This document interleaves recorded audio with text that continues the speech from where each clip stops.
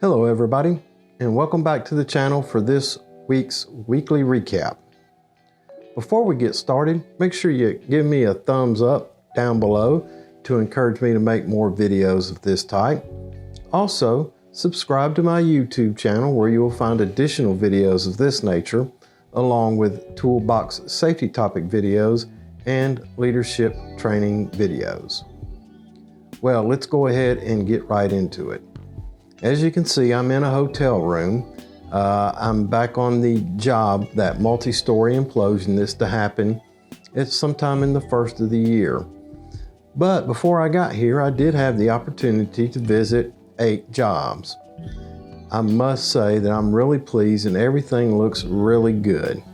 There were a couple things as usual that we need to talk about. One thing that I really need to talk about is the use of personal protective equipment, or known as PPE. Now, some of our guys were not wearing their PPE, in particular their safety glasses. But I'm not here to talk about our teammates not wearing their PPE. Today I'm here to talk about our supervisors setting the example. Let me tell you about what happened. So, I walk onto a job site, I find the superintendent, and I address him about not wearing his PPE. As I'm talking to him about not wearing his PPE, I look about and there are several of his teammates not wearing their safety glasses. Now, this not only happened on one job site, it happened on 2 job sites. Superintendent, it's your duty, your job, your responsibility to ensure that your men are properly protected against injury. And the final thing that we do to protect our people is ensure that they're wearing their PPE. Now, how can you address them and have them wear their PPE when you're not wearing yours? As an example, if I were to come onto your job not wearing my hard hat, not wearing a safety vest, not wearing safety glasses, not wearing work boots, wearing my street shoes, my loafers, and begin telling you that you need to be safe and you need to wear your PPE, what kind of impression would you have of me? Not very favorable, I'm sure. So, how can you address your people not wearing their PPE as required under the EH&S Handbook for them to be wearing while on a job site when you're not wearing yours? Our teammates will follow an example, and you need to be the best example there is. Next, let's talk about the EH&S Handbook. Over the past few months, we've seen considerable improvement about everybody having an EH&S Handbook on the job site.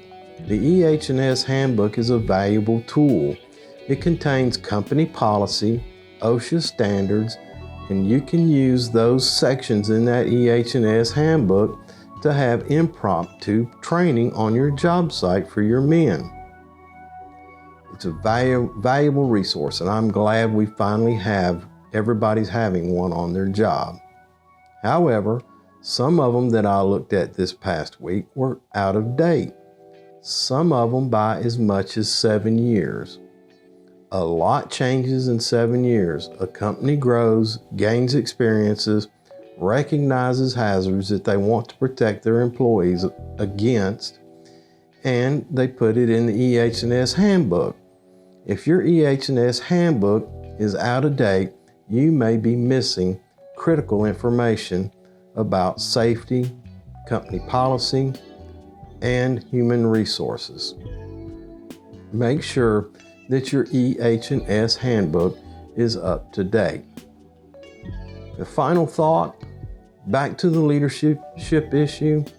Supervisors, you are the leaders. Your men follow leaders. Everybody wants to follow a leader. In the Army, there is an old saying, it's lead, follow, or get out of the way. I encourage you as a supervisor to set a high standard for yourself and follow that standard, and then insist that your teammates follow that same high standard.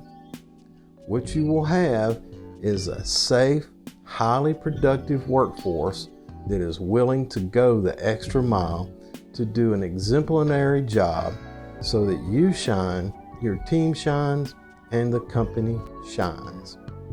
Had one superintendent, and I'll call him PG. He has really made an improvement in his performance as a supervisor from a safety perspective over the past several months.